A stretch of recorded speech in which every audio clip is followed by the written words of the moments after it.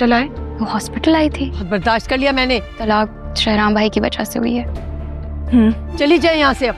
जैसे ही शहराम और ताई अम्मी के पास ले गया और करने लगी सबके सामने। बर्दाश्त मेरी बहू को हाथ भी लगाया तो। ये तुम्हारी बहू? क्या उन्होंने कहा था उसे कि वो हॉस्पिटल उनके सामने ही उसको तलाक दे दी। मैं तुम्हें नहीं छोड़ूंगी। ऑपरेशन के बाद बाहर आए तो मामा अपनी मोहब्बत का इजहार करने। क्या उसमें मेरे लिए अभी भी मोहब्बत नहीं है?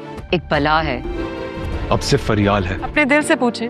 बस फिर उसका शौहर वहाँ आया और जिस दिन ये तुम लोगों को झूठ बोलते हैं आप। खा जाएगी ना, उस दिन को तुम्हें नहीं छोड़ूंगी। अरे समझ आएगी। ये क्या हरकत है? नहीं है, आपने उससे शादी मजबूरी में की थी। मेरी मोहब्बत। अगले एपिसोड में आप देखने वाले हैं कि सिदरा फरियाल को सीरत ताई के बारे में बताएगी कि वो पूरे ख़ानदान में यही ढिंढोरा पीट रही है कि अगर जीनिया को तलाक हुई है तो जीनिया का कोई कसूर नहीं है, सारा कसूर शहराम का ही है। यहाँ पर फरियाल सिदरा को ये बिल्कुल वाज़े कर देगी कि शहराम का कोई कसूर नहीं है, बल्कि जीनिया की हरकतें ही ऐसी थी कि उसके हस्बैंड ने उसे तलाक दी है क्योंकि जीनिया हॉस्पिटल में शहराम से मिलने के लिए आ गई थी। और ये सारी बातें शहराम सुन रहा होगा। शहराम के लिए ये न्यूज़ ही होगी कि जीनिया को एक मरतबा फिर से तलाक हो चुकी है। वो ये सारी रुदात सुनने के बाद काफ़ी हद तक मोहतात हो जाएगा कि जीनिया अब फरियाल और उसके दरमियान दरार डालने के लिए किसी भी हद तक जा सकती है। और ऐसा ही होने वाला है। जीनिया एक मरतबा फिर से शहराम से रब्ता करेगी, उससे अपनी मोहब्बत का इजहार करेगी और उसे ये याद दिलाएगी कि उसने फरियाल से शादी सिर्फ और सिर्फ मजबूरी में ही की थी। लेकिन यहाँ पर जीनिया की बहुत सारी इंसल्ट होने वाली है। शहराम उसे अच्छी खासी बातें सुनाएगा, लेकिन उसके बावजूद भी जीनिया बहुत ढीठ है। वो शहराम के पीछे पड़ी रहेगी